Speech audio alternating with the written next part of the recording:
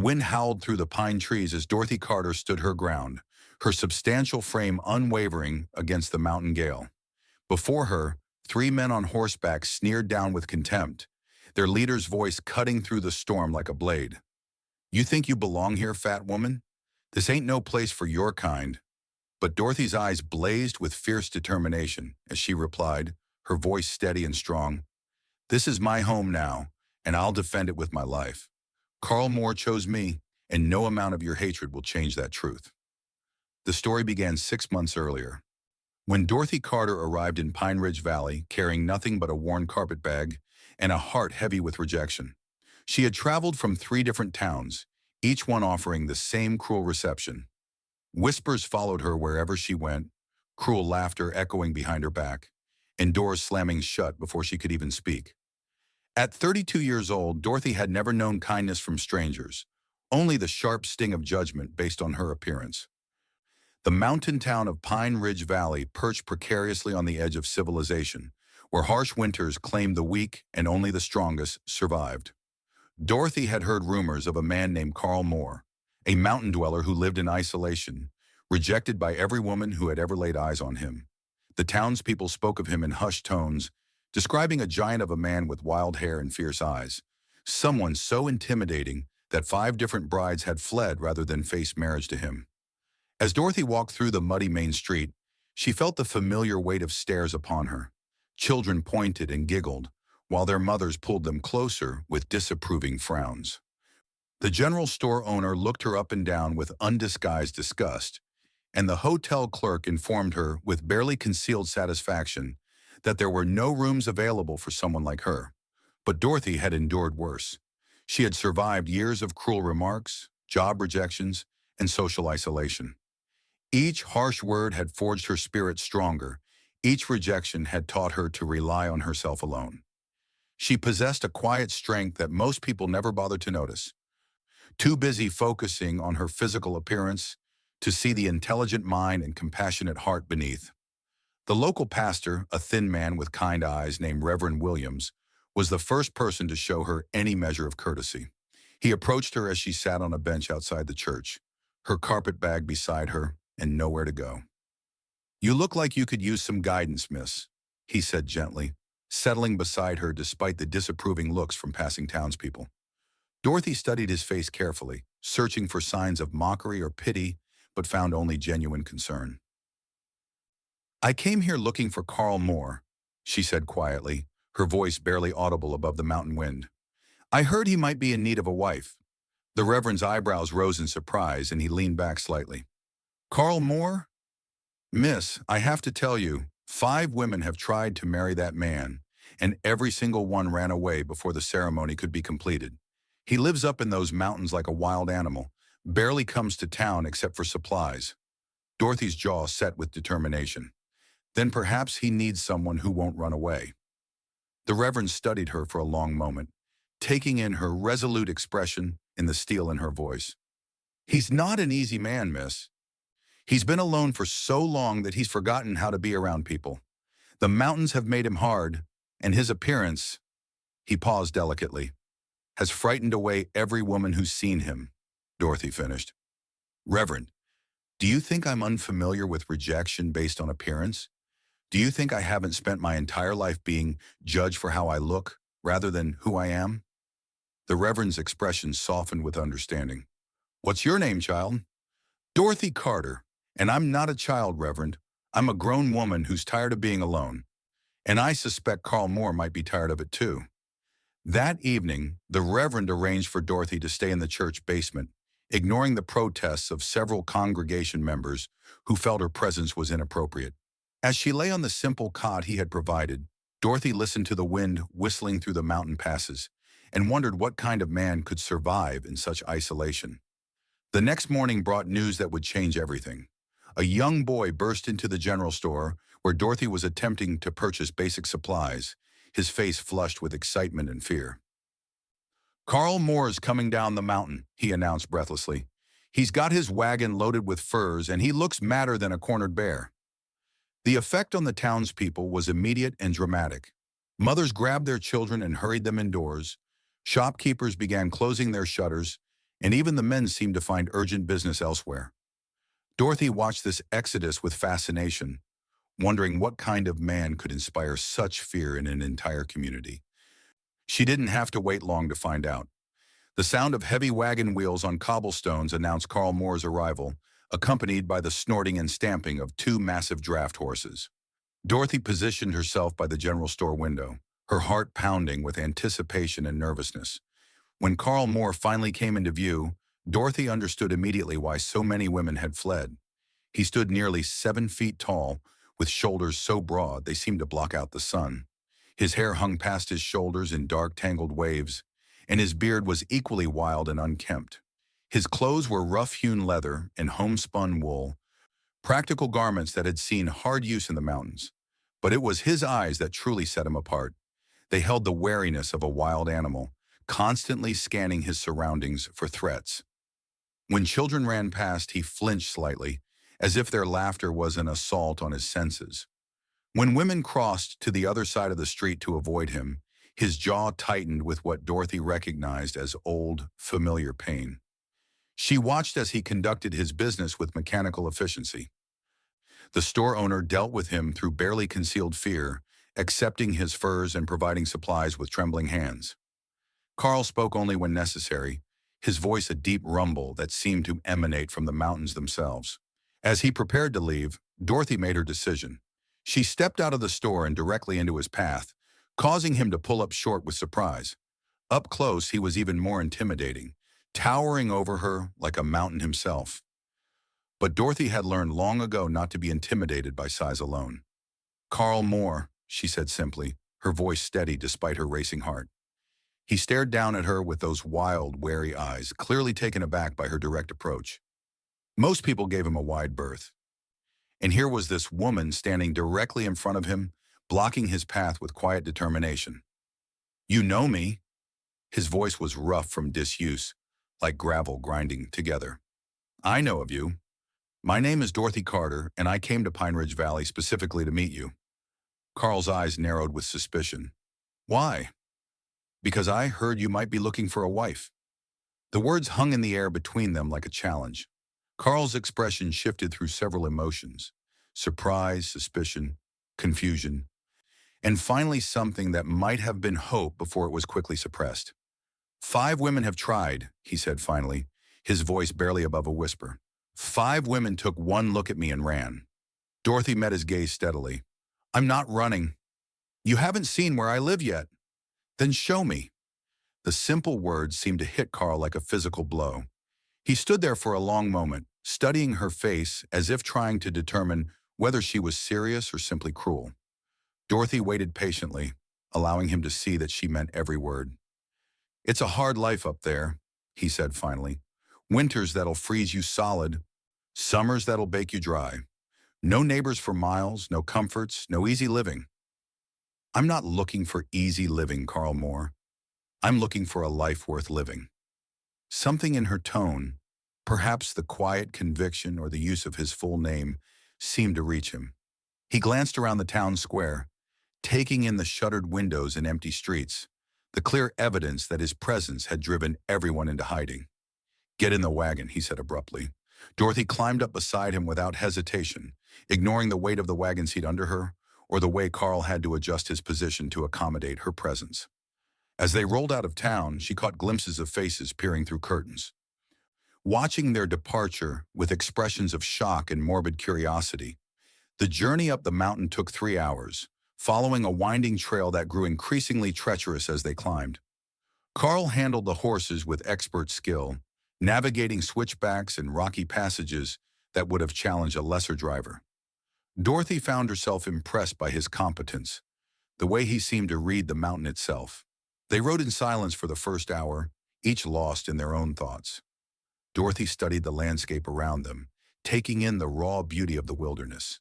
Towering pines stretched toward the sky, their branches heavy with snow even in late spring. Mountain streams cascaded down rocky slopes, their water so clear she could see the stones on the bottom. It was harsh and unforgiving, but there was a majesty to it that took her breath away. "Why?" Carl asked suddenly, breaking the silence. Dorothy considered the question carefully. Why what? Why aren't you afraid of me? Why didn't you run like the others? She was quiet for a moment, watching a hawk circle overhead. Have you ever been judged solely on your appearance, Carl? Have you ever had people cross the street to avoid you, or laugh at you behind your back, or refuse to give you work because of how you look? His hands tightened on the reins. Every day of my life. Then you understand why I'm not running. We're both outcasts, Carl. The difference is, you chose to isolate yourself in these mountains, while I kept trying to find a place in the world below. And how did that work out for you? Dorothy's laugh held no humor. About as well as your attempts to find a wife? Carl glanced at her sideways, and Dorothy caught the ghost of what might have been a smile. It transformed his face completely, softening the harsh lines and revealing the man beneath the wild exterior. As they climbed higher, the air grew thinner and colder. Dorothy pulled her shawl tighter around her shoulders, but she didn't complain. She had endured worse discomforts in her life, and she sensed that any sign of weakness would confirm Carl's expectations of feminine frailty. There, Carl said finally, pointing ahead to where the trail curved around a massive boulder.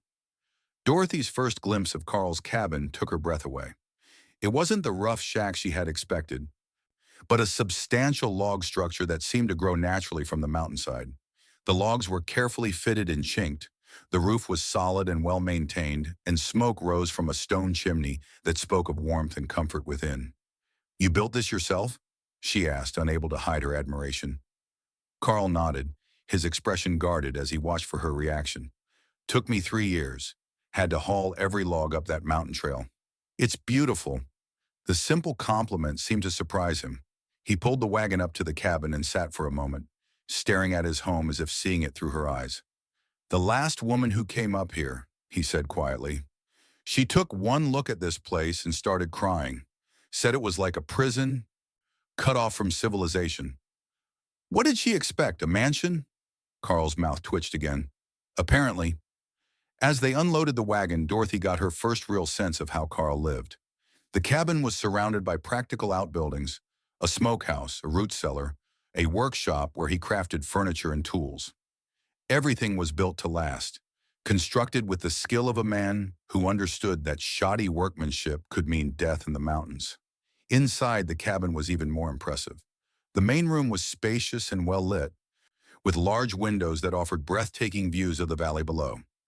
A massive stone fireplace dominated one wall, while handcrafted furniture filled the space with rustic elegance. The kitchen was well equipped and organized, and Dorothy could see that Carl was a man who took care of his possessions. You live here alone? She asked, running her hand along a beautifully carved table. For 8 years now. It must get lonely. Carl was quiet for so long that Dorothy thought he wouldn't answer. When he finally spoke, his voice was barely audible. Loneliness is better than rejection. Dorothy turned to face him fully. Is it? Because from where I stand, they look pretty much the same. That evening, as they sat by the fire eating a simple but well-prepared meal, Dorothy began to understand the man Carl Moore really was. Beneath his intimidating exterior lay a gentle soul who had been wounded too many times by a world that judged him harshly. He was intelligent and well-read, his shelves lined with books on everything from philosophy to practical engineering.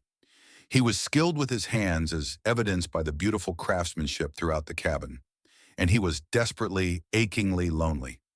Tell me about the other women, Dorothy said as they finished their meal. Carl's face darkened. What's to tell? They came up here expecting God knows what, took one look at me in this place, and couldn't get down the mountain fast enough. What were they looking for? A husband with money, I suppose. A comfortable life in town. Certainly not a mountain man living like a hermit. Dorothy set down her cup and studied his face in the firelight. And what are you looking for, Carl?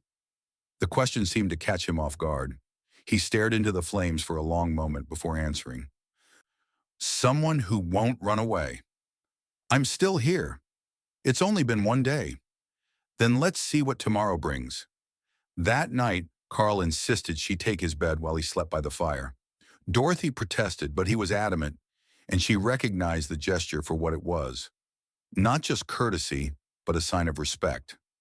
As she lay in the comfortable bed, listening to the wind howl around the cabin, she felt something she hadn't experienced in years, a sense of belonging. The next morning brought their first real test. Dorothy woke to find Carl already up and working, splitting wood with an efficiency that spoke of long practice. She dressed quickly and joined him outside, determined to prove she could contribute to their partnership. "What can I do to help?" she asked. Carl paused in his work, clearly surprised by the offer. "You don't need to." "Yes, I do. If I'm going to live here, I need to pull my weight." He studied her for a moment, then nodded toward a pile of vegetables. "Those need to be prepared for the root cellar. Winter comes early up here, and we need to be ready." Dorothy threw herself into the work with determination, ignoring the ache in her back and the blisters forming on her hands.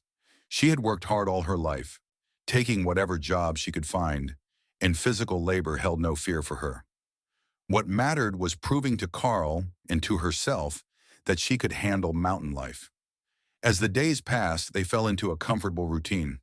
Carl handled the heavy outdoor work, hunting, trapping, and maintaining the property, while Dorothy took charge of the domestic tasks. But it wasn't a rigid division. She helped with the outdoor work when needed, and he assisted with cooking and cleaning without being asked. More importantly, they began to talk. In the evenings by the fire, they shared stories of their pasts, their dreams, their fears. Dorothy learned that Carl had been orphaned young and raised by an uncle who viewed him as a burden. His size and appearance had made him a target for cruel jokes and bullying, driving him deeper into isolation with each passing year. "I came to these mountains to get away from people," he admitted one night. "I never expected to want company again. And now I find myself hoping you'll stay." Dorothy reached across the space between their chairs and took his large, calloused hand in hers. "I'm not going anywhere, Carl Moore." But their peaceful existence was about to be shattered. 3 weeks after Dorothy's arrival, they received an unexpected visitor. Kevin Ward, a local rancher with a reputation for cruelty and greed, rode up to their cabin with 2 of his men in tow. "Moore!" he called out, his voice carrying a note of authority that immediately put Dorothy on edge. "We need to talk." Carl emerged from the workshop, his face set in hard lines. Dorothy could see the tension in his shoulders, the way his hands clenched into fists. "What do you want, Ward?" "Heard you finally found yourself a woman," Ward said, his eyes raking over Dorothy with undisguised contempt. "Figured I'd come see for myself what kind of desperate female would take up with a mountain savage." Dorothy felt anger flare in her chest, but Carl's hand on her arm kept her silent. She could see he was struggling to control his own temper, his jaw working as he fought to find words that wouldn't provoke a fight. "Dorothy is my wife," Carl said finally, his voice deadly quiet, "and I'll thank you to speak of her with respect." Ward laughed, a harsh sound that echoed off the mountain walls. "Wife? You mean you actually found someone willing to go through with a ceremony? Hell more. I figured you'd given up after the last one ran screaming down the mountain." "State your business or get off my land," Carl growled. Ward's expression turned serious, and Dorothy saw something calculating in his eyes that made her deeply uneasy. "That's just it, Moore. This might not be your land much longer." "What are you talking about?" "There's been some question about your claim. Seems there might have been an error in the original filing. Something about the boundary markers being in the wrong place. Could be this whole section belongs to the territorial government, available for purchase by anyone with the cash to buy it." Dorothy saw Carl's face go white, and she understood immediately what Ward was really saying. This wasn't about legal technicalities, it was about greed and intimidation, an attempt to force Carl off land that Ward wanted for himself. "That's impossible," Carl said. "I've been here 8 years. I filed all the proper paperwork." "Paperwork can be lost," Ward said with a shrug. "Mistakes happen. Of course, if someone were to make it worth my while, I might be able to help straighten things out." "You're trying to steal his land," Dorothy said, unable to keep silent any longer. Ward's eyes narrowed as he focused on her. "Nobody asked you, fat woman. This is between men." The insult hit Dorothy like a physical blow, but it was Carl's reaction that truly shocked her.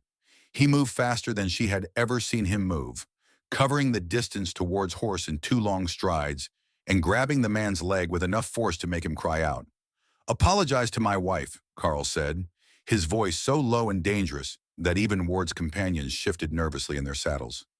Get your hands off me. You mountain freak!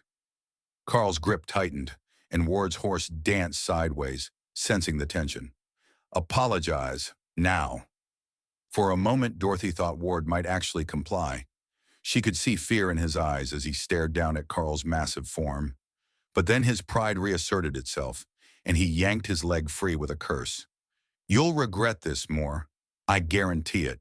And when I own this land, the first thing I'm going to do is burn that cabin to the ground. With that threat hanging in the air, Ward and his men rode away, leaving Carl and Dorothy standing in stunned silence.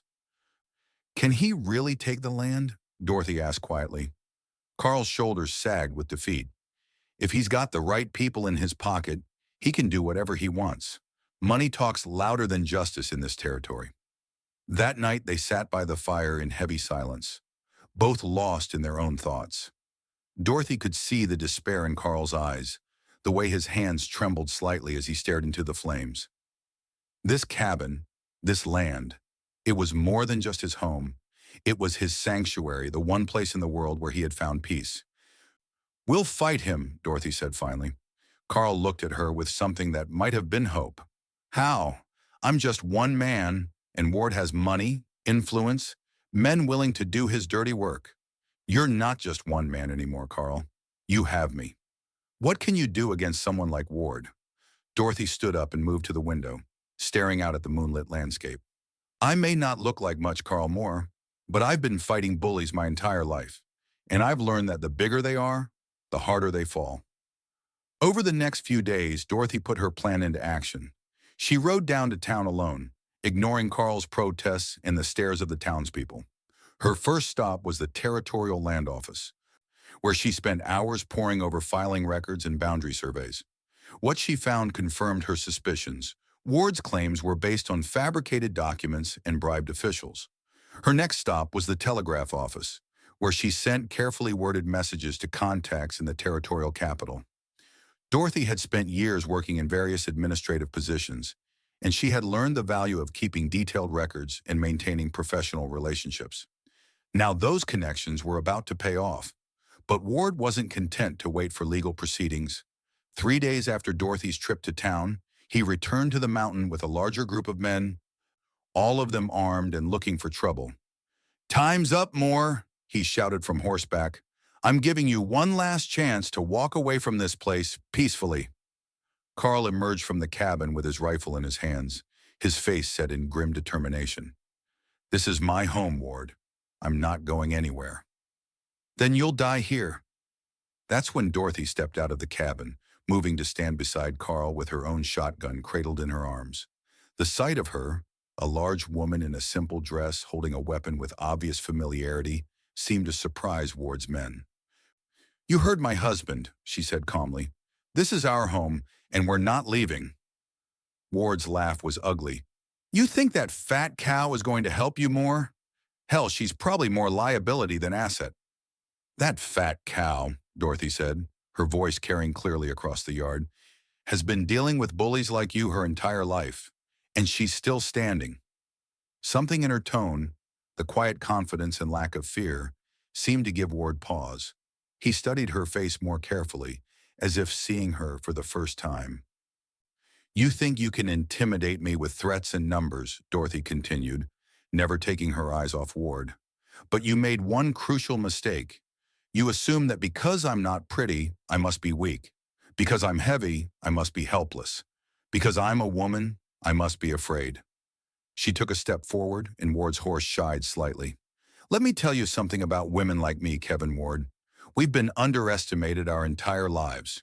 We've been dismissed, mocked, and ignored. But we've also learned to be strong, to be smart, and to be ruthless when we need to be. What's your point, woman? Dorothy smiled, and there was something in that smile that made Ward's companions exchange nervous glances. My point is that while you've been trying to steal this land through threats and intimidation, I've been building a legal case against you.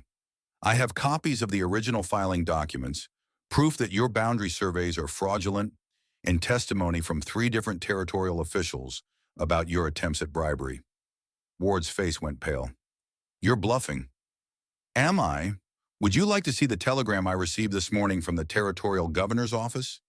The one authorizing a full investigation into your land acquisition practices? The silence that followed was deafening.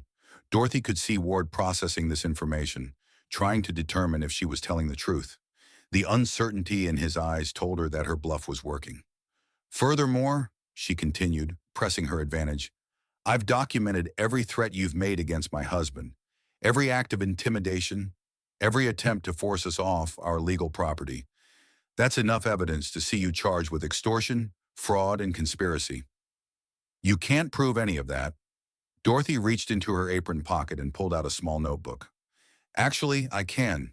You see, Kevin Ward, I may be fat and ugly by your standards, but I'm also educated, organized, and very, very thorough. Every conversation, every threat, every illegal act, it's all documented right here. She held up the notebook, and Ward's eyes fixed on it like it was a loaded weapon. Now, Dorothy said, her voice taking on a tone of absolute authority, you have two choices.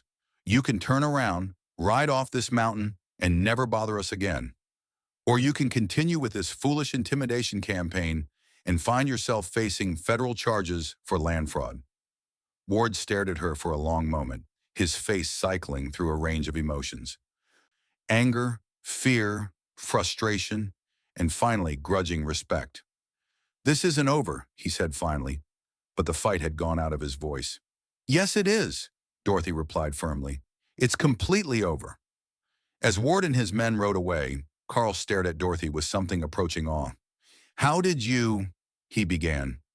Years of dealing with men who thought they could push me around because of how I look, Dorothy said, lowering her shotgun. The secret is to be smarter than they are and to never let them see you sweat.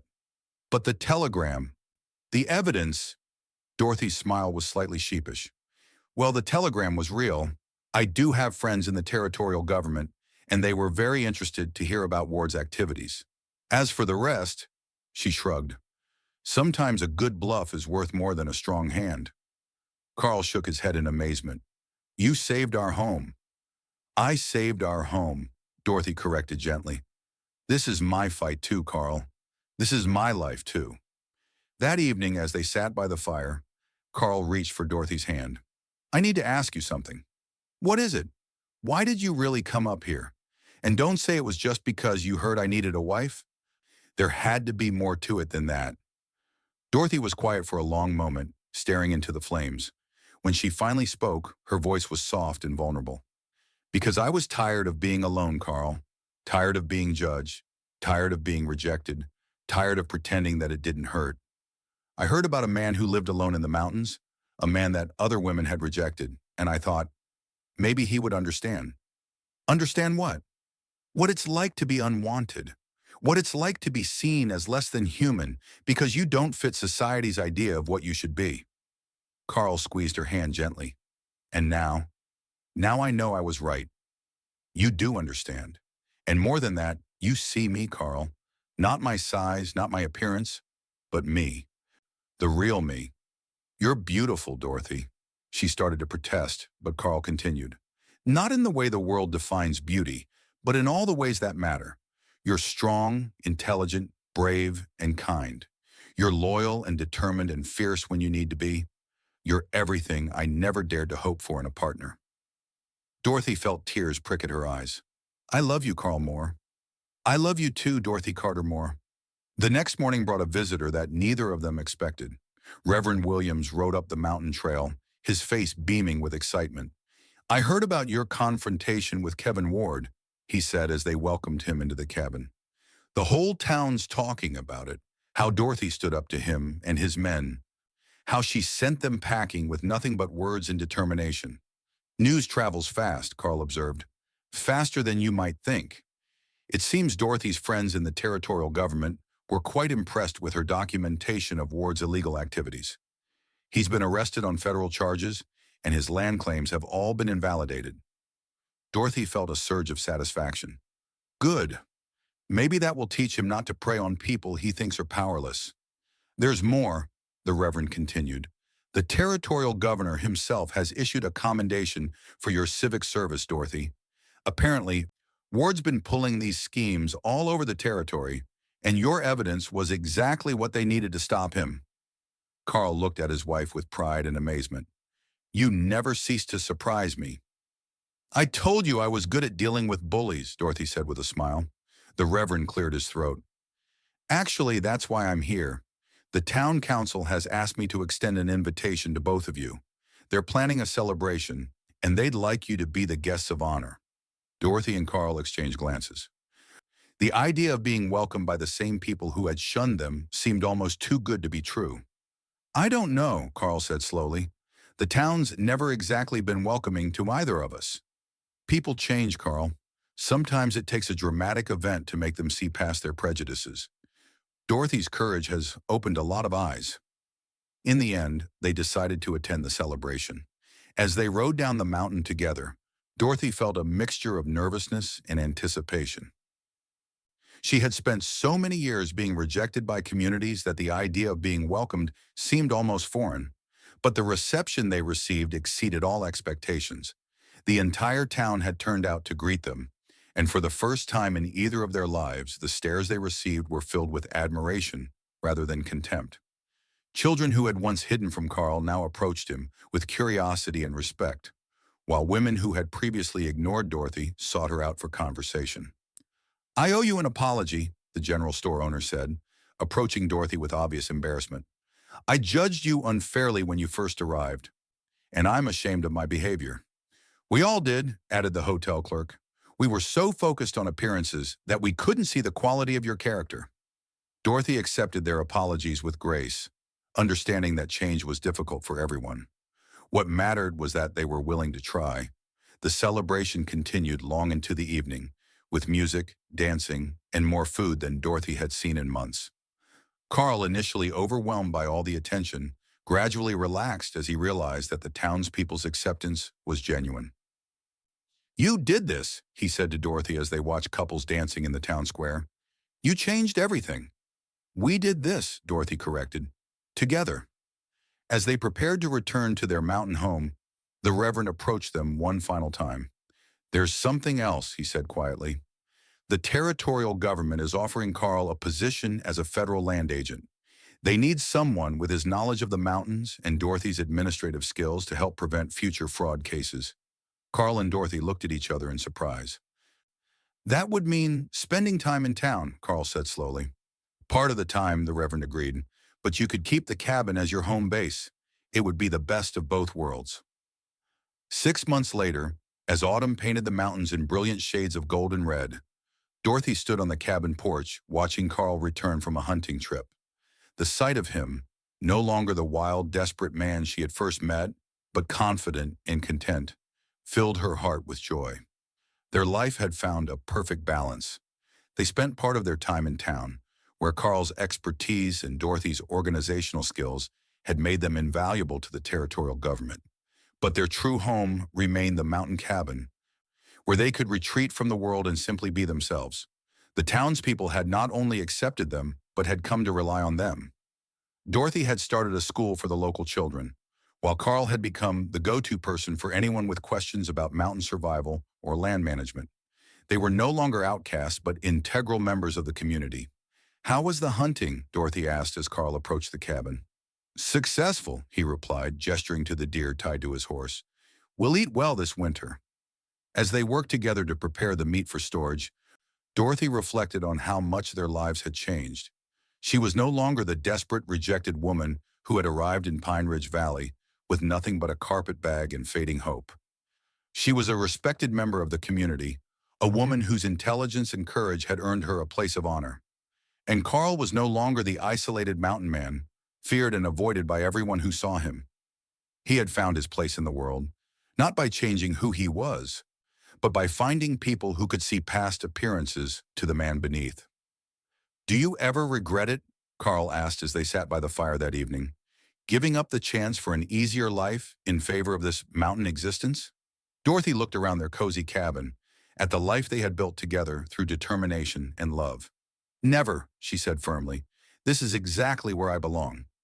Even when the snow is 3 feet deep and the nearest neighbor is 5 miles away?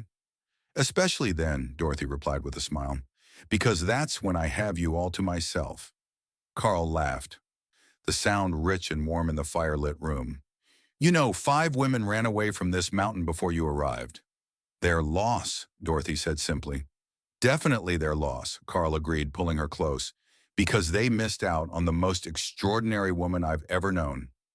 As the wind howled around their cabin and snow began to fall, Dorothy Carter Moore felt a contentment she had never imagined possible. She had found her home, her purpose, and her love in the most unlikely of places. And she knew that whatever challenges the future might bring, she and Carl would face them together. Two outcasts who had found in each other everything the world had denied them. The mountain that had once seemed like a prison to those who fled had become their sanctuary, a place where love could flourish without judgment, where strength was measured not by appearance but by character, and where two lonely souls had found their perfect match in each other.